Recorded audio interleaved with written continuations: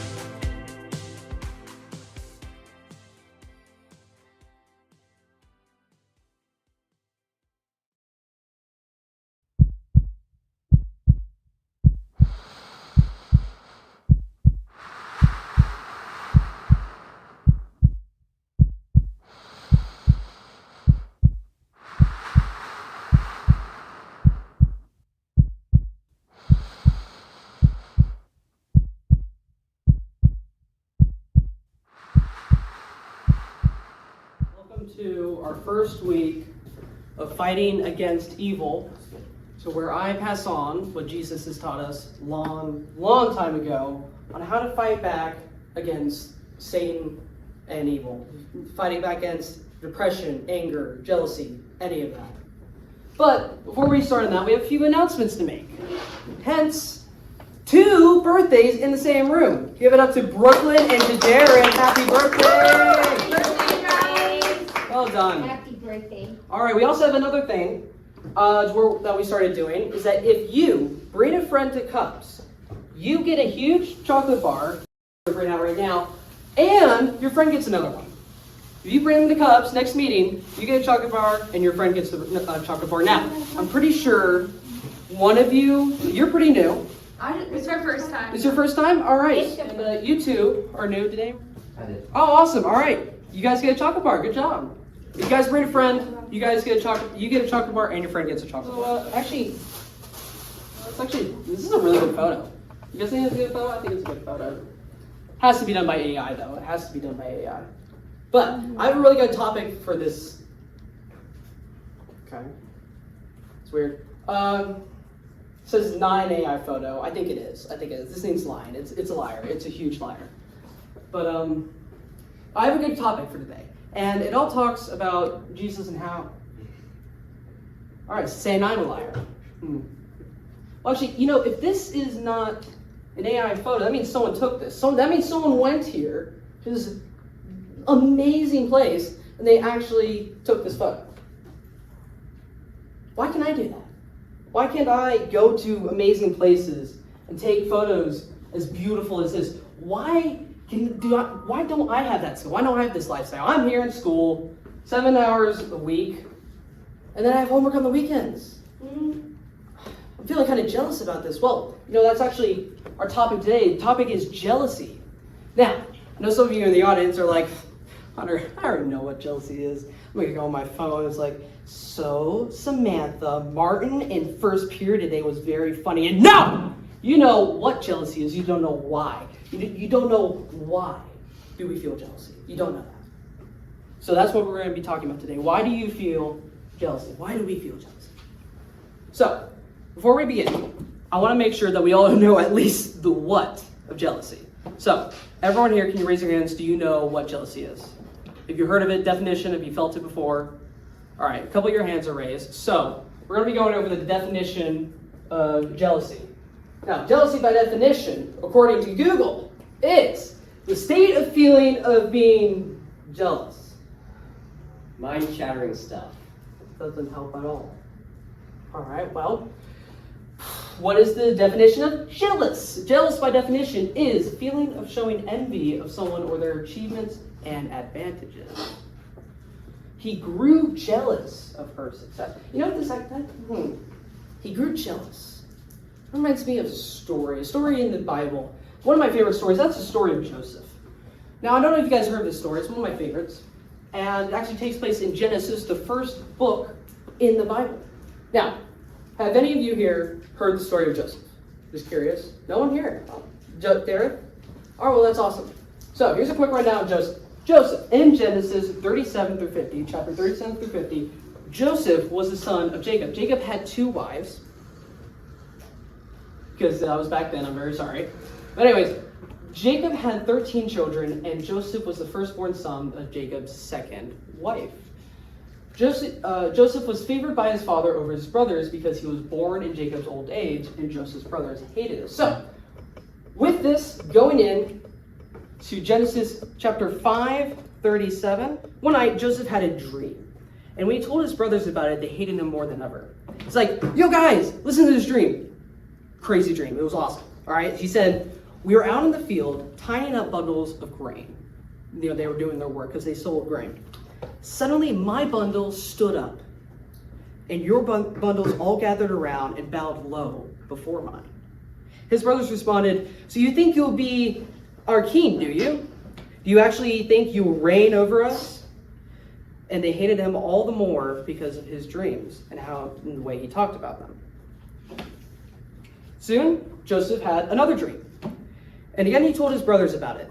He said, guys, okay, I know you don't like my dreams, but listen, I know one, it was kind of cool, it was kind of fire, right? He said, the sun, moon, and 11 stars bowed low before me. Sun, moon, and 11 stars bowed low before him. This time he told the dream to his father as well as his brothers, but his father scolded at him. What kind of dream is that, he asked. Will your mother and I and your brothers actually come to bow low to the ground before you? But while his brothers were jealous of Joseph, his father wondered what the dreams meant. Now,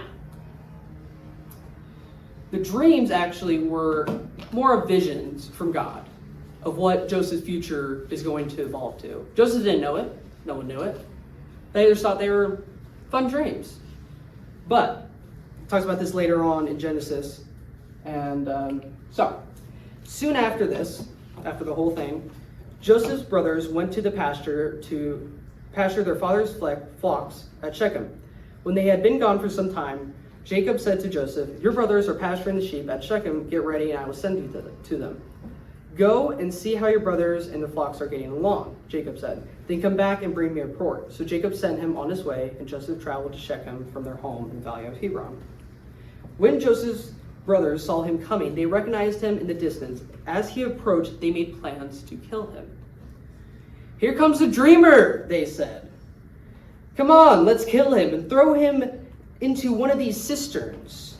We can tell our father a wild animal has eaten him. Then we'll see what becomes of his dreams. A cistern back then was actually a well that they used. But when Reuben, one of the brothers, heard of this scheme, he came to Joseph's rescue. Let's not kill him, he said. Why should we shed any blood? Let's just throw him into an empty cistern here in the wilderness. Then he'll die without laying a hand. And then he'll die without our laying a hand on him. Reuben was secretly planning to rescue Joseph and return him to his father. So, when Joseph arrived, his brothers ripped off the beautiful robe, the coat of many colors that he had. Then they grabbed him and threw him into the cistern. Now, the cistern was empty. There was no water in it. Then, just as they were sitting down to eat, they looked up and saw a caravan of camels in the distance coming toward them. It was a group of Ishmaelite traders, taking a load of gum, balm, and aromatic resin from Gilead down to Egypt. Now, that's a mouthful. It's just basically they're taking traded goods that Egypt is going to buy. So, Judah said to his brothers, what will we gain by killing our brother? We'd have to cover up for the crime. Instead of hurting him, let's sell him to those Ishmaelite traders. After all, he is our brother, our own flesh and blood. And then his brothers agreed. So when the Ishmaelites who were Midian traders came by, Joseph's brothers pulled him out of the cistern and sold him to sold him to them for 20 pieces of silver, and the traders took him to Egypt. Sometime later, Reuben returned to get Joseph out of the cistern. When he discovered that Joseph was missing, he tore his clothes in grief. Then he went back to the brothers and lamented, "The boy is gone. What will I do now?" Then the brothers killed a young goat and dipped Joseph's robe in its blood. They sent the beautiful robe to their father with this message. Sorry, there's a little part. "Look at what we found.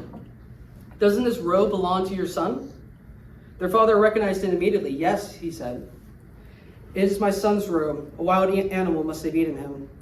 Joseph has clearly been torn to pieces." Then Jacob tore his clothes and dressed himself in burlap. He mourned for his son for a long time. But it wasn't over for our boy Joseph, though. He was brought to Egypt, where after 13 years and staying truthful to God, he became second in command to the Pharaoh.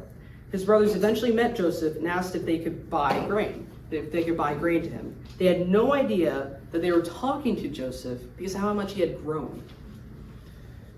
Joseph eventually revealed himself, and his brothers were dumbfounded. They then bowed down to him, just like in his dream, and Joseph forgave them, even if they bowed or not.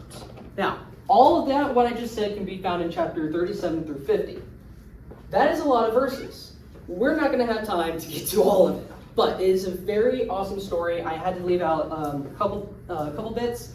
When Joseph's in Egypt, he's a slave, and he gets thrown into prison. He gets framed and gets thrown into the prison, but because he stayed truthful to God, he became second in command to the Pharaoh, which is something we'll probably talk about in another meeting. So I would highly recommend that you go home after today and read Genesis 37 through 50. Even if it's just one verse chapter, I would recommend you go read it. It's an amazing story. But, and also, Genesis 37 through 50, DreamWorks made a movie about it. I watched it as a kid. It was my favorite movie. But we're not here to talk about DreamWorks. We're not here to talk about Joseph. We're here to talk about JealousyWorks. Now, see what I did there? DreamWorks, JealousyWorks. But in the beginning, no, not that beginning. In the beginning of the presentation, I asked you, why do we feel jealousy? So, I have an idea. Okay, it's not the best idea, but it's an idea. So, we're going to try to connect the dots and try to get to the bottom of this question. Why do we feel jealousy? Using the story of Joseph. So, Joseph, our boy Joseph, he was Christian. Joseph was the son of Jacob, who was also Christian. Now, Jacob loved Joseph more than his brothers, and his brothers hated this. They grew angry. Joseph's brothers then wanted to kill Joseph because Jacob favored him. Now, let me ask you guys this. Is wanting to kill someone because they have something better than you or greater than you, is that Christian? Is that a Christian thing to do? It's not. Correct. So, here's the question. If it's not Christian, what is it of? If it's not of God, what is it? You're already ahead. Well done. Yeah, that is correct. The devil. That is of the devil. Congratulations. So, good job, guys. This is not how I actually planned for it to go. All right, good job, guys. We caught our culprit. We found the bottom. We got to the bottom of this question. Why do we feel jealousy? Go ahead and lock him away. What happened to the clicker? The reason we feel jealousy is because we live in a world of sin. Because of that, Satan throws stuff at us like depression, anger, hatred, and jealousy. Jealousy is the opposite of God. Hating someone because they have something better than you. They have a better life than you. They have a cool new thing that you don't. That's not of God. It's of Satan. We feel jealousy because the devil, the enemy, trying to claw at us and make us feel these terrible things because a couple of reasons. One, God loves us so much. He loves us very much. Two, Satan absolutely hates God. He hates him. And three, Satan wants to take us away from him.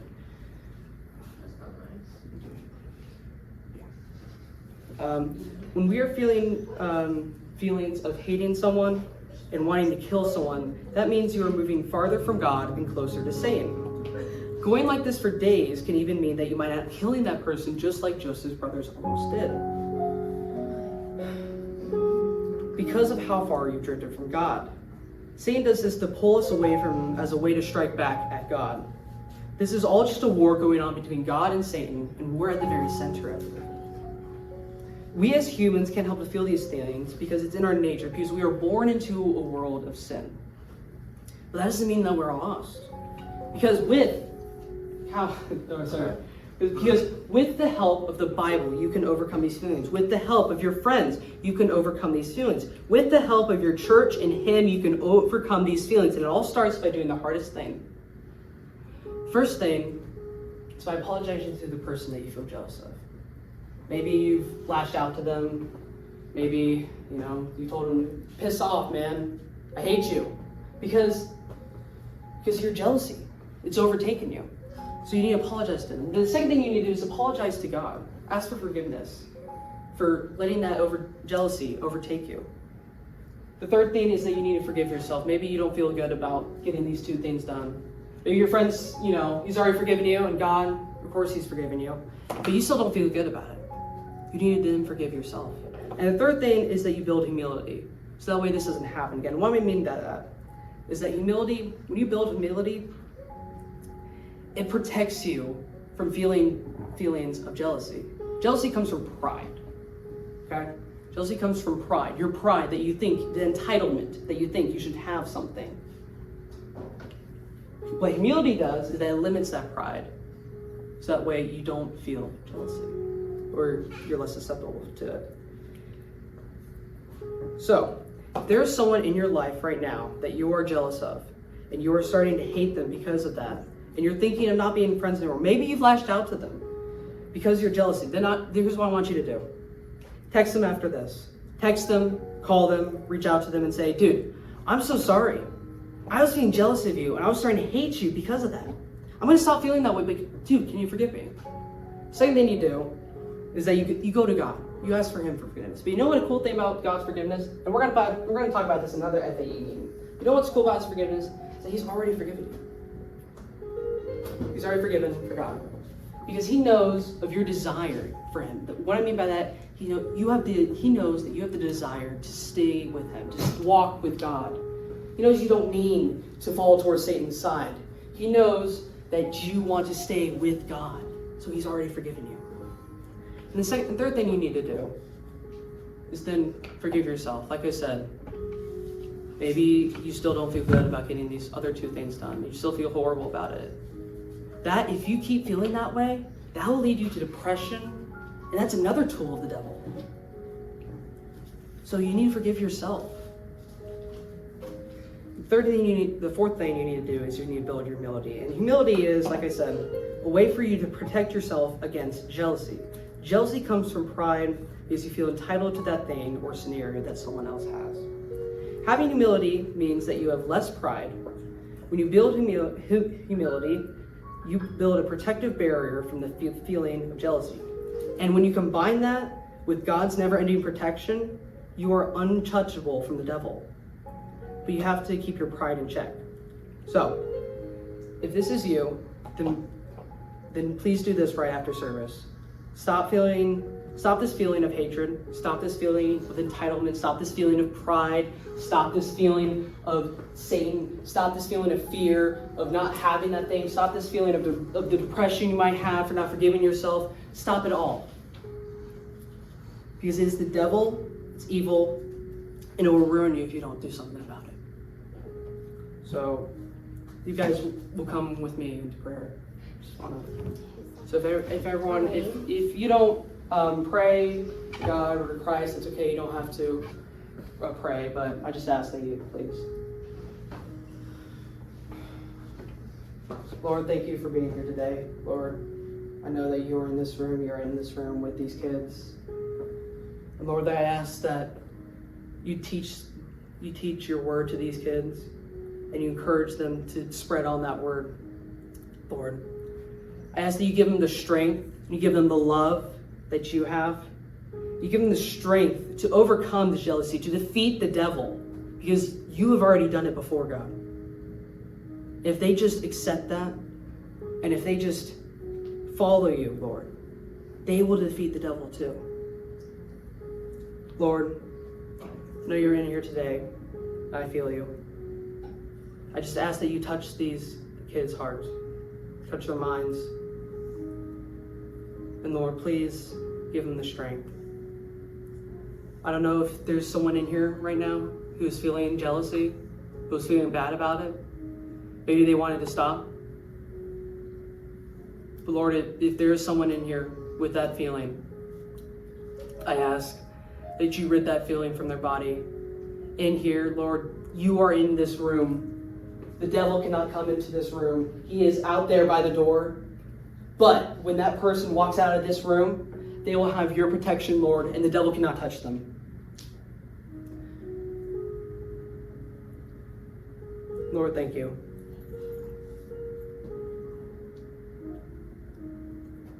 If anyone wants to say a prayer to yourself and your mind, if you have something you want to get off your chest to God, tell him right now. If you want to stop this feeling of jealousy, anger, depression, tell him right now.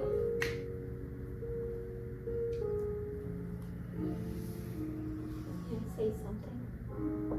I just think in our hearts there's no room for this. We shouldn't make room for this kind of negative feeling because we're so unique.